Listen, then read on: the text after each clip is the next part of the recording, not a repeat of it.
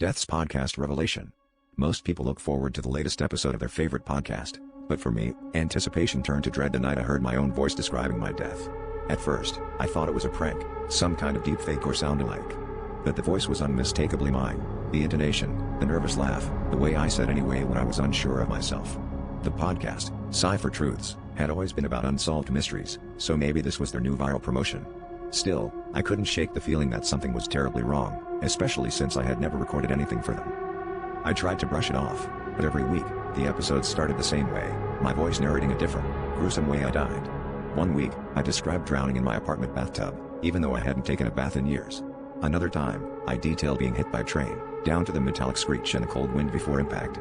I stopped listening, but friends started texting me about my amazing cameo, convinced I was in on some elaborate ARG. When I emailed the showrunners, I only got a cryptic reply: "You're a fan, so are we. Keep listening." Soon, reality began to warp. I started seeing flickers of movement in reflective surfaces, shadows standing behind me in mirrors or windows. My phone glitched, randomly playing snippets of my death monologues even when I deleted the podcast app. The more I tried to ignore it, the clearer the recordings became, describing details about my life no one else could possibly know: my childhood scar, the broken wristwatch I never took off. Sleep became impossible. I'd wake up gasping, convinced I just experienced one of the deaths my voice described.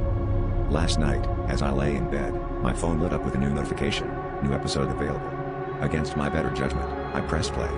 My voice, trembling and breathless, described lying in this very bed, listening to the podcast, feeling the air grow thin as something unseen pressed down on my chest. I tried to scream, but my voice was already narrating the end. The last thing I heard was myself whispering, "Now, you know how it ends." And for the first time, I realized I was no longer the one listening.